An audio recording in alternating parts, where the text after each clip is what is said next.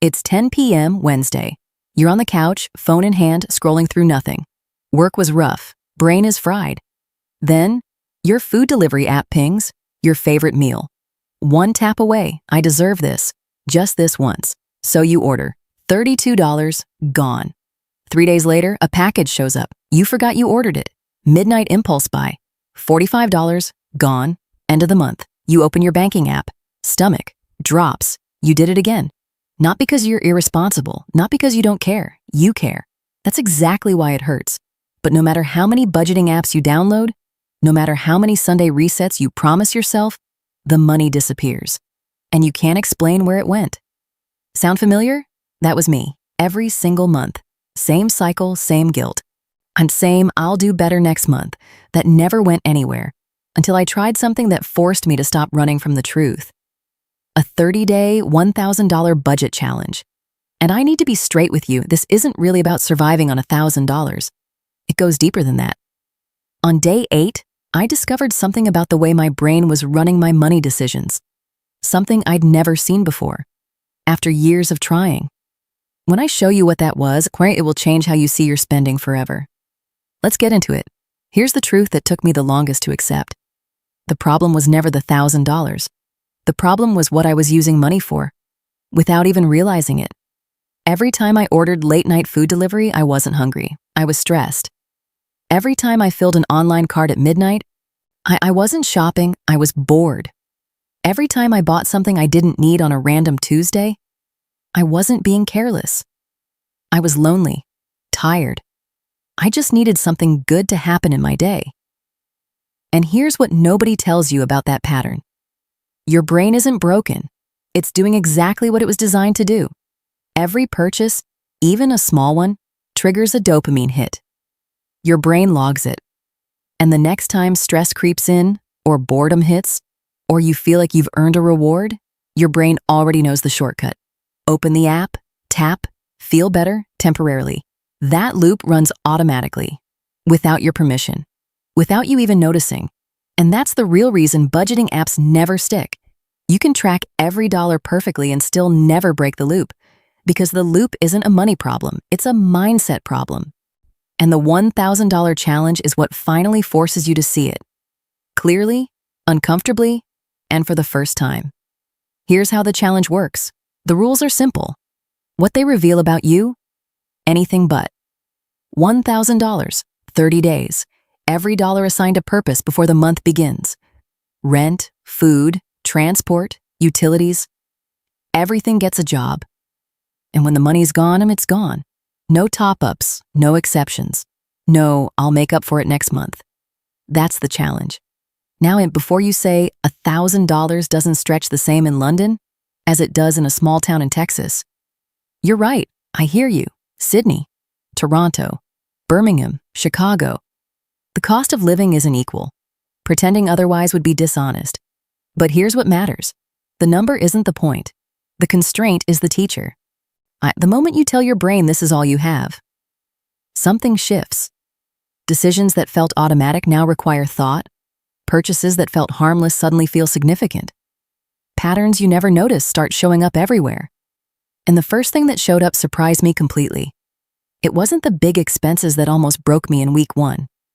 It was something I never even thought to track.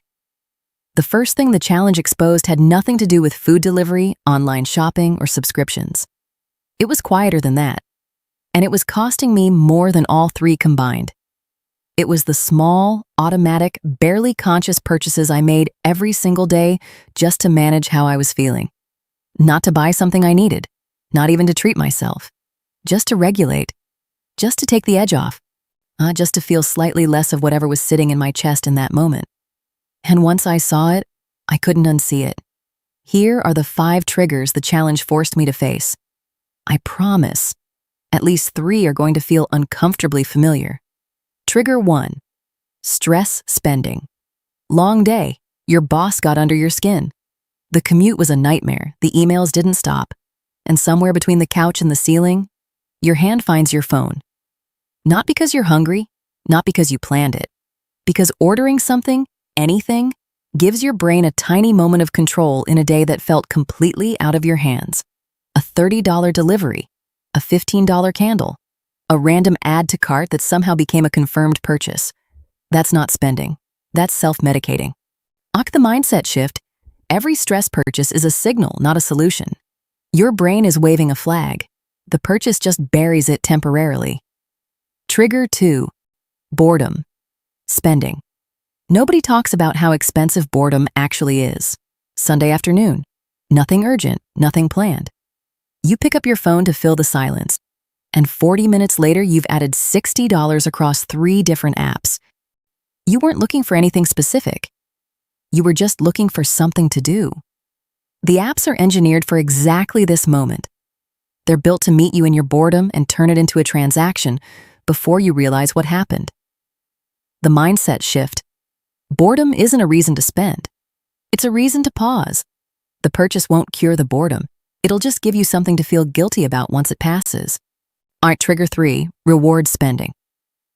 You worked hard this week, hit the gym, stayed late, handled something difficult without falling apart, and your brain says, you earned this, so you buy the coffee, book the meal, approve the order you'd been holding off on.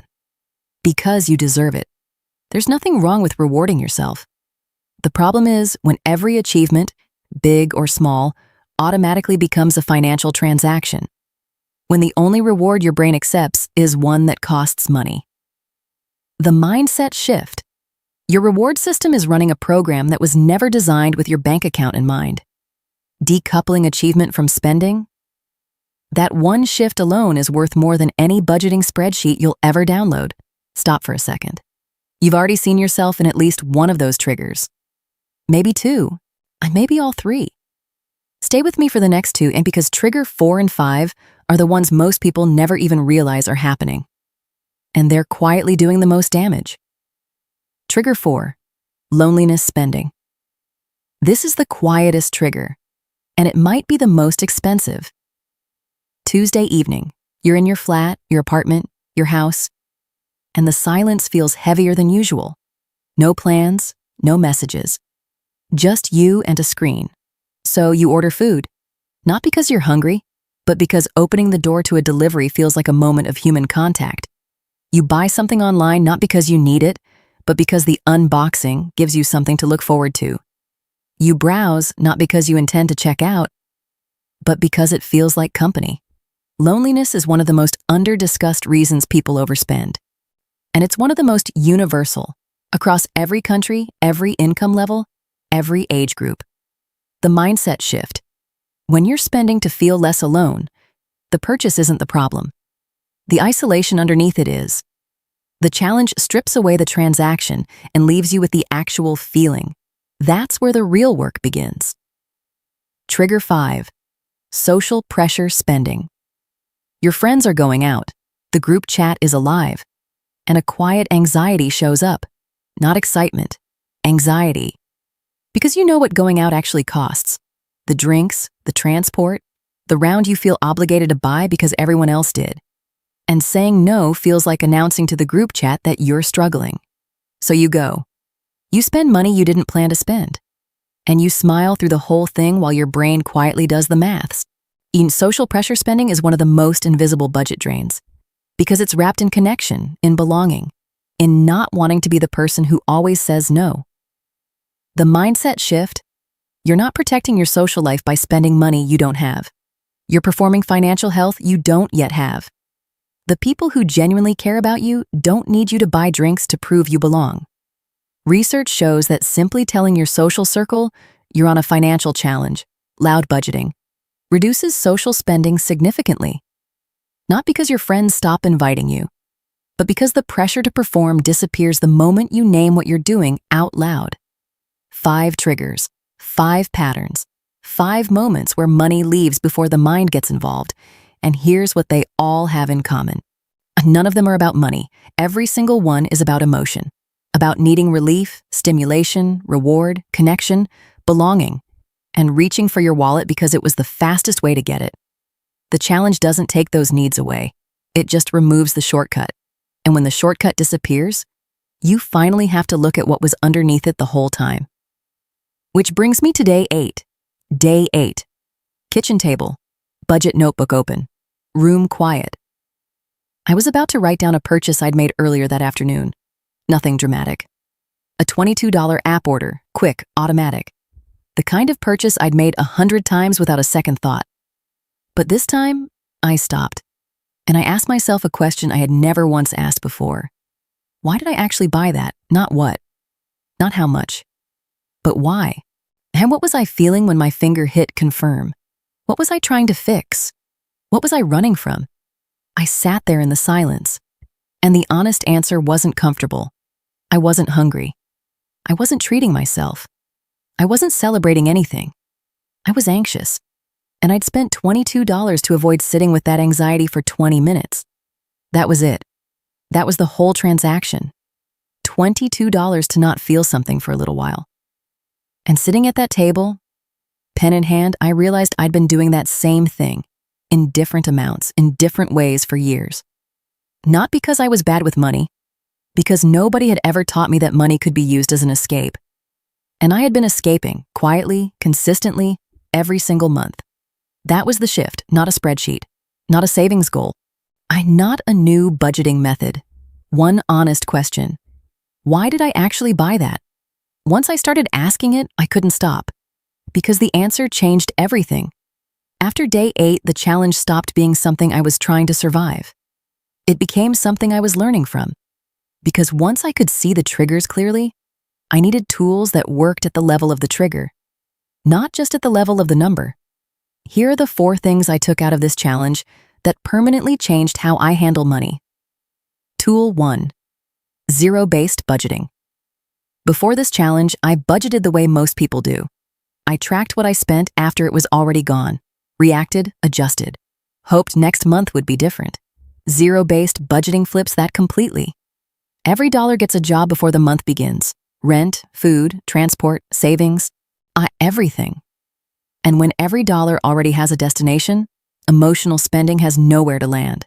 Because the money is already spoken for before the feeling even arrives. It doesn't remove the urge. It removes the available funds the urge was counting on. Tool 2. Pay yourself. First, the moment your pay arrives, before you spend a single dollar on anything, a portion leaves your account automatically. Into savings, into investments. Gone before you see it. Gone before you touch it.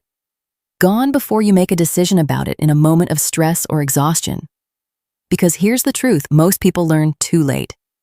If you wait until the end of the month to save whatever's left, there will never be anything left. Spending expands to fill whatever's available. Every single time. Pay yourself first removes that option entirely. Within 2 months, your lifestyle quietly adjusts to what remains. No drama, no deprivation, no willpower required. Tool 3. The 24-hour rule. Remember trigger 3. The reward spend? Hard week. You earned something. Your brain was ready to approve a purchase before your rational mind even got a vote. The fix is simple. Before any non-essential purchase, you wait. 1 full day. Close the app. Step away from the cart. Let the dopamine surge settle. And what you discover almost every time, 24 hours later, you don't want it anymore. The feeling passed. The urge dissolved. The money stayed exactly where it needed to be. The purchase was never about the thing. It was about the feeling in that moment. And feelings, and even the urgent ones, almost always pass within a day. Tool 4. Smart night. Loud budgeting. This is the one most people resist, and the one that quietly does the heaviest lifting. Tell your social circle what you're doing, not because you owe anyone an explanation, but because the moment you say out loud, "I'm on a financial challenge right now," trigger 5 loses almost all of its power. You're no longer secretly struggling and trying to hide it. You're someone who made a deliberate choice and is owning it publicly. That's a completely different identity, and people respect it. Far more than you expect. Loud budgeting doesn't shrink your social life. It strips away the performance that was costing you money you didn't have. 4 tools, all simple, none complicated. But here's what makes them different from every budgeting tip you've read in an article or seen in a 5-second TikTok. They don't just manage your money. They interrupt the loop. And interrupting the loop, that's where the real transformation lives. 2 years ago, I was sitting on a couch, phone in hand, Food delivery app open. About to spend money I hadn't planned to spend on a feeling I hadn't stopped to name. I didn't have a money problem. I had a question I'd never thought to ask. Why did I actually buy that? That question changed everything. Not because it's complicated. Not because it requires a finance degree or a perfect salary or a fresh start on the 1st of January. Because it's honest. And honesty is where every real financial transformation begins. So here's what I want you to do. Not next Monday, not next month. Right now. Start the challenge. $1,000. 30 days. One question every time your finger hovers over that confirm button. Why am I actually buying this? And you don't need to be perfect. You just need to be willing to look. And if you're serious about going deeper, about truly rewiring how you think about money from the inside out, I've put something in the description below that builds on everything you just learned. Go check it out. Now and before you go, drop a comment and tell me, which of those 5 triggers hit closest to home? Stress spending? Boredom? The reward trap? Loneliness? Social pressure? Name it. Because when you name it, you start to own it, and owning it is how the loop finally breaks. See you in the next one.